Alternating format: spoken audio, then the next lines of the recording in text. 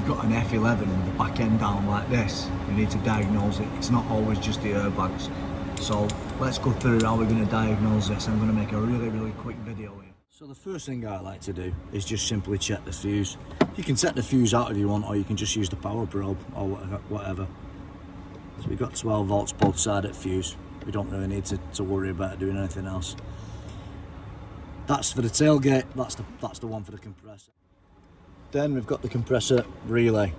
Now you can check the relay, but really there's no need. You don't need a wiring diagram. Always the thicker wires are the load wires. That's terminal 87, that's the output. As you can see, it's not active, of course. That one is your terminal 30, which is permanent live. It's active, you've got 12 volts on that. This is your trigger for your coil, negative. There's no trigger at the moment. If we were to trigger it, it will probably activate. And the last one is the coil positive, which is also negative.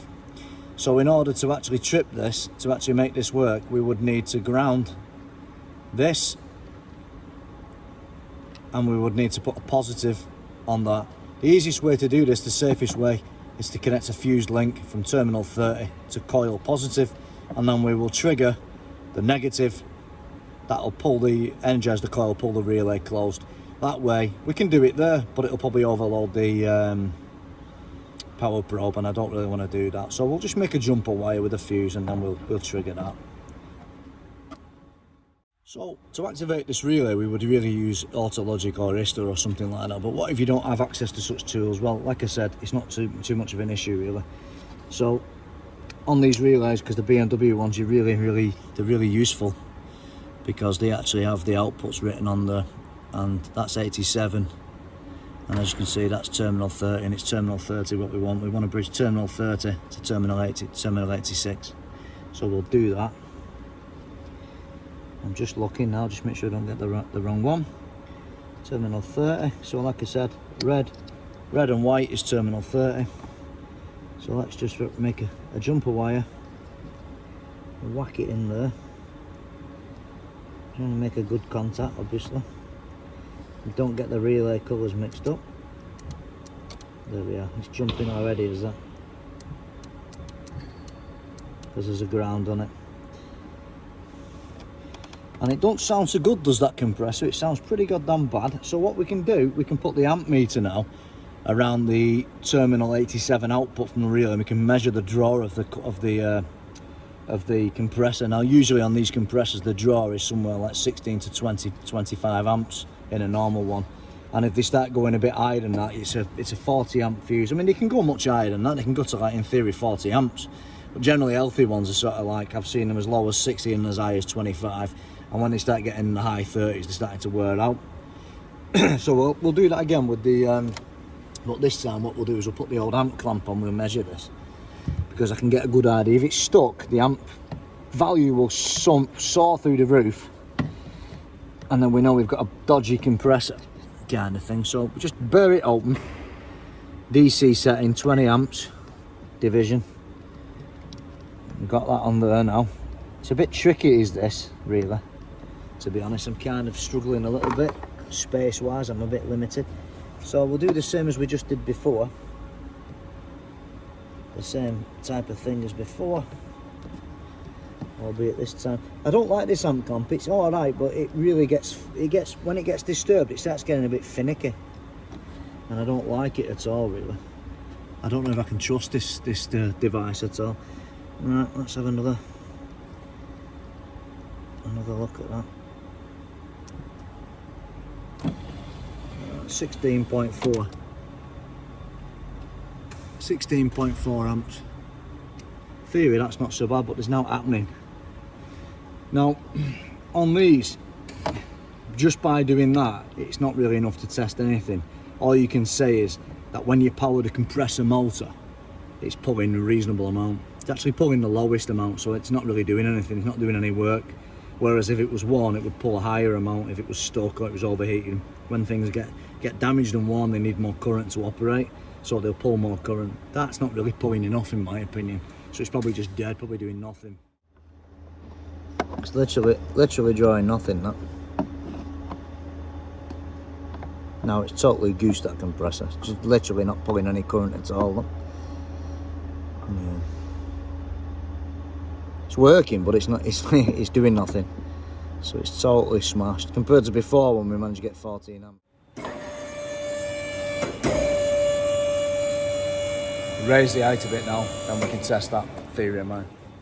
See what. Up a bit. We'll whack the ignition on now, and what we'll do is we'll try and fill those air bellows.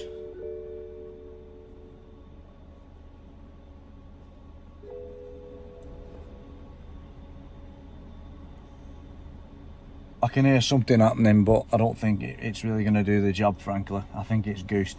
If this compressor is goosed, there's nothing we can do. We're going to have to just basically get a new compressor and then pump the spring up and check the leak.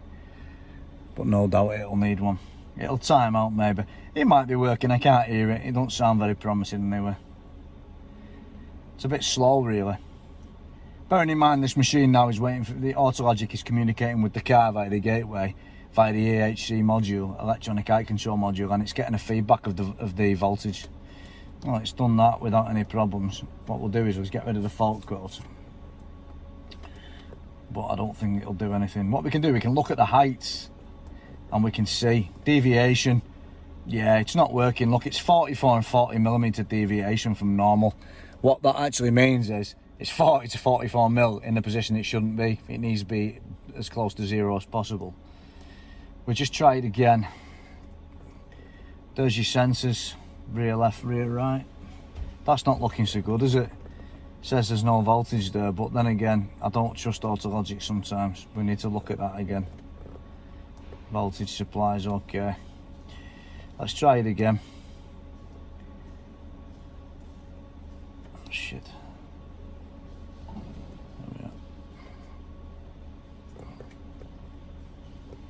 I can hear the compressor, but it ain't doing anything. What happens with these sometimes too, sometimes the valves stick up and there's release valves. There's a solenoid for left, solenoid for right side. And as the car's auto self-leveling as it's driving or whatever basically, or if you put a load in the trunk, the valves can bleed off air each side and close when they've bled enough air off, using feedback from the height sensors. Sometimes they stick open, those valves, on both sides, due to the dryer, desiccant silica drying up and not working anymore, and therefore it cannot remove moisture from the air, and then you get rust in all the components, and that is a big problem. So we look at deviation again.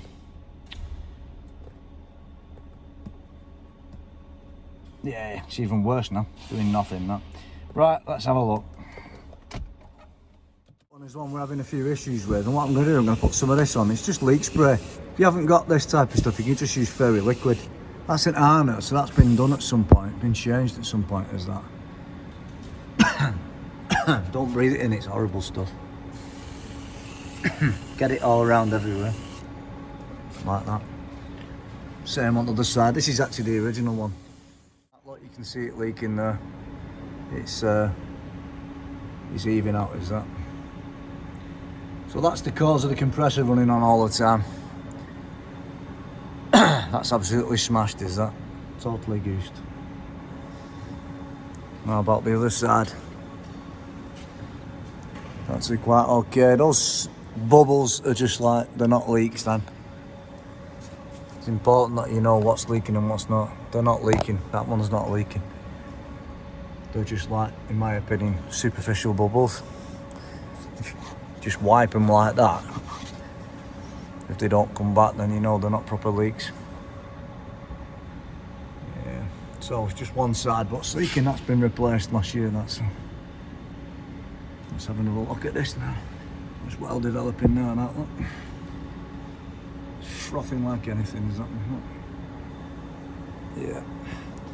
So we found one fault. Left airbag needs replacing and the compressor's goosed.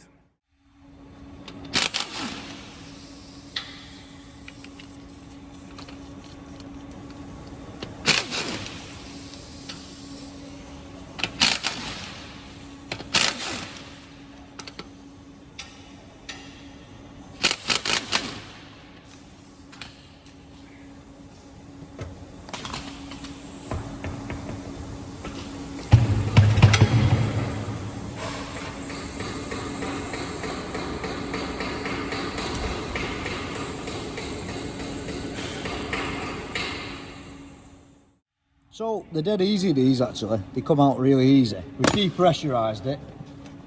And all you need to do is give it a pull. Sometimes you need a pry bar and a twist. You twist these. There we are. Just pull that to one side. Like so. Now, they have a spacer ring on too. We're going to get rid of that because the Arnott ones don't have them. So this spacer ring we don't need. It's like a weird spacer ring on top. And all we need to do now is get a 10mm spanner and undo this nut on top. Not so easy to see with the camera, and I've got a bit of a big job on today after this, so I haven't got the time to sort of... Again, I do need them 3D glasses, whatever you call them, those point of view glasses. But I'll explain in a minute, it's not rocket science. 10mm, it's a brass nut and there's a ferrule, set of ferrules on there. We just get rid of them because the new unit comes with new ferrules.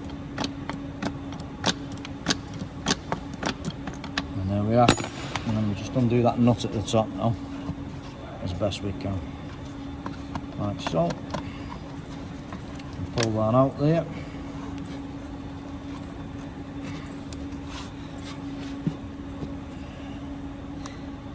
And there's your ferrules I was talking about. So I can try and get a good view of these for you. There. So there's your ferrule. Just pull it back. Fingernails, or if you can't manage with the old fingernails, just get an open-ended spanner and just gently do that. Throw it away. Pull that off and chuck it away. Slide that out, done. Right, so here we are, a brand new Arnott, a little bit different design, but it's the same at the top, more or less. First thing we've got to do is we've got to swap this over. This is a bit of a faff, there we are, bit of our old one. See you later. Right, it comes with a valve in there, don't take that out just yet. And get this on now. It lines up there, there's a little hole there, you've got to line them both up together. And that's for your pipe. Now sometimes I do like to put these in maybe at the last because they can be a bit tricky, some of these aftermarket ones. So basically just get your hole more or less lined up with the like, sort of gap. Just twist it like that. It's very messy.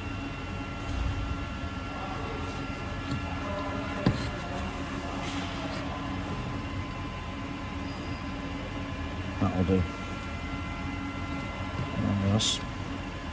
There we go, bang on.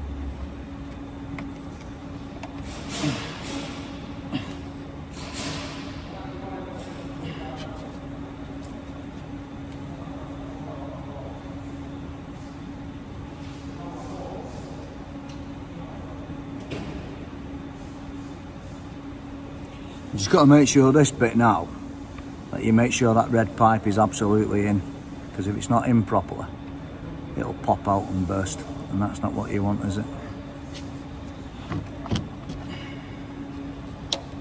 So I always get a pair of long nose pliers like this and just gently ease it in and give it a tug after, and you know it's right then.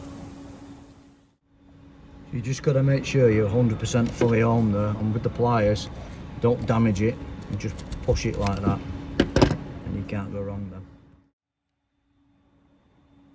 Now, installation time. We know we've got a nice tight pipe now. All we need to do is squeeze that in. It's a bit difficult on this particular model, it's not so easy. If you persevere, you'll get it in, no problem. Got to get it past the handbrake mechanism at the back, like this. A bit of a faff.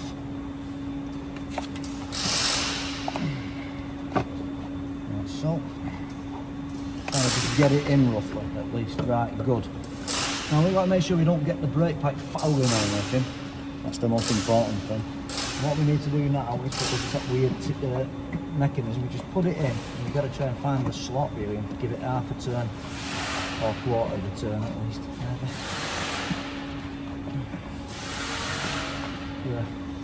Well, that's kind of loose there like that, because what we've done, we give it half a turn. So if we want to loosen it, we would turn it that way, tighten it, we would go that way. Just give it a tug, make sure it's absolutely in, and then you can't go wrong then really. And all you need to do then is pull it down. Now it's going to be under a bit of vacuum, and these arnets, they don't tend to fit in so great. I tend to get my hand underneath like that.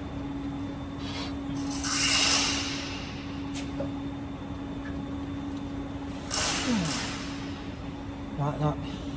And there's a spigot under it, you can't go around it. And then we pump that up then. There we are, that's done. So that's now in place, is that. So there, underneath, it's got like a spigot. And you can't go wrong with it then in that sense there. There's your spigot there, it only goes one way. And that's in place now, that. Make sure our pipe is not fouling on anything. It's okay, is that? It's got plastic there, as you can see, so it doesn't abrade. So that's ready for pumping, is that now? Yes, that's pumpy dumpy. Right, everything's looking alright, let's get that filled up.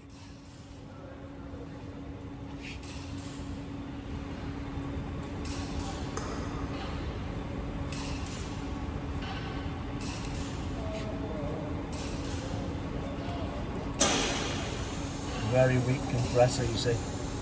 Very, very weak compressor. So it needs a compressor for sure.